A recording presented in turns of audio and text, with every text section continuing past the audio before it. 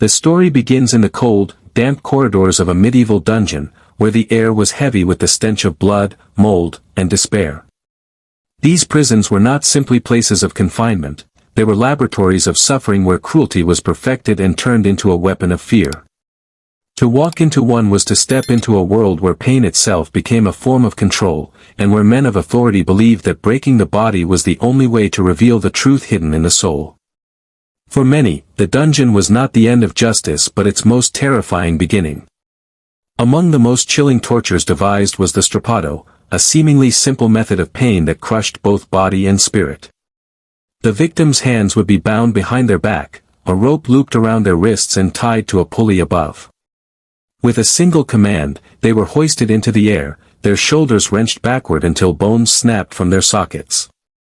The screams that followed echoed through stone walls, carrying the haunting reminder that mercy had no place here. Some were dropped suddenly and stopped just before hitting the ground, the shock tearing ligaments and leaving permanent disfigurement. Others were left hanging for hours, their joints dislocated, their muscles shredded until they collapsed into unconsciousness. This was not just punishment, it was a performance, often staged before crowds to remind all who watched what fate awaited those who disobeyed the church or defied the crown. But the strappado was only the beginning of horrors. The wheel, perhaps the most infamous of all tortures, turned execution into a slow spectacle of death. The condemned was tied spread-eagle onto a massive wooden wheel, limbs stretched across its spokes. The torturer would take an iron cudgel and methodically smash the arms and legs, one by one, weaving the body into the wheel as bones splintered under each blow. Sometimes the executioner showed a mockery of mercy, striking the chest last to finally end the agony.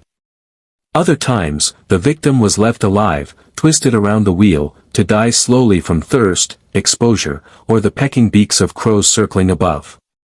For peasants and nobles alike, the wheel symbolized not only death but disgrace, for the body was left on public display, a grotesque warning to all who passed that defiance would end not in dignity but in ruin. Yet perhaps the most haunting tortures were the ones that preyed upon the slow decay of flesh rather than sudden blows. The infamous chair of torture, also called the Judas chair, was a monstrous seat covered with hundreds of sharp iron spikes. Victims were strapped tightly into it, their bare skin pressed against the cold steel points.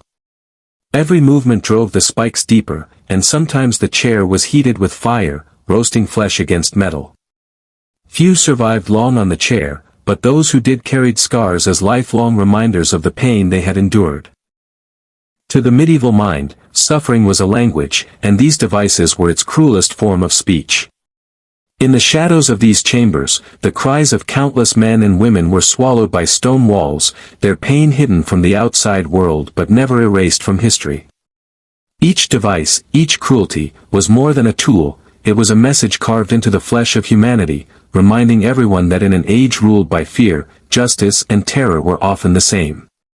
The forgotten tortures of medieval Europe still whisper across time, carrying the echoes of broken bodies and broken souls, and leaving behind questions of how far human cruelty can reach when power demands silence. Yet the darkness of medieval Europe reached far deeper, for inventing pain was treated as both art and authority. Among the most terrifying methods was the brazen bull, a hollow bronze statue shaped like a bull, into which the condemned was locked before a fire was lit beneath. As the metal heated, screams echoed from inside, transformed into sounds like the bellowing of the beast. It was cruelty disguised as spectacle, a blending of punishment and theater meant to remind all who heard that defiance carried consequences beyond imagination. The flames did not simply consume the flesh, they consumed dignity, reducing man to little more than a monstrous echo. Another device, the rack, became infamous for its ability to stretch human endurance beyond breaking point. Victims were tied by wrists and ankles to rollers at either end of a wooden frame. Slowly, methodically, the handles were turned, pulling joints apart with each rotation. Bones cracked, sinews tore, and the body was wrenched into unnatural shapes until the victim's screams turned into hoarse gasps. Some never died upon the rack but lived broken, crippled, and discarded, living proof of what defiance could cost. The rack was not only about confession, it was about spectacle, about transforming the body into a warning that no rebellion could outlast authorities' reach. But cruelty did not always require fire or iron. Sometimes, the most unbearable torture came from slowness. The ordeal by water was one such method. Bound hand and foot, a victim was cast into a river or pond. If they floated, it was taken as proof they were guilty, which is buoyed, the people believed, by the devil himself.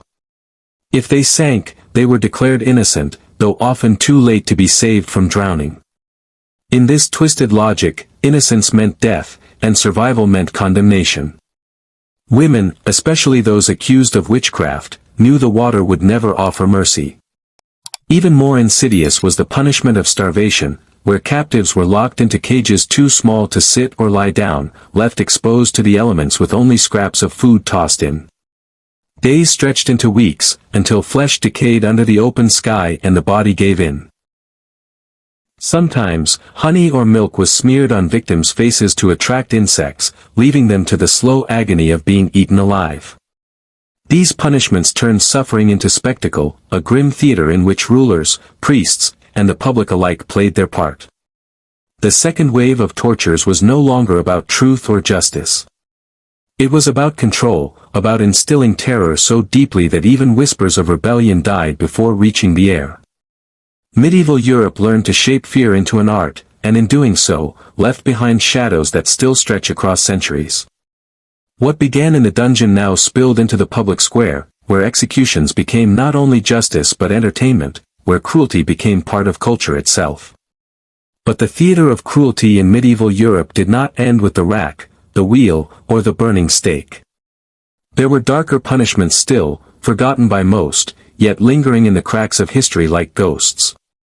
One of the most horrific was impalement, where a sharpened wooden stake was driven slowly through the body, often entering through the rectum or abdomen and exiting from the mouth, chest, or shoulders. Victims were sometimes kept alive for hours, even days, as their own weight dragged them further down the pole. Crowds gathered not only to witness justice but to satisfy a grim fascination, for in those times, death was as much a spectacle as it was a warning. Then there was the scold's bridle, a metal cage locked around the head, fitted with spikes that pressed into the tongue and cheeks. It was often forced upon women accused of gossip, witchcraft, or defiance, their voices silenced by iron while they were paraded through streets for public humiliation.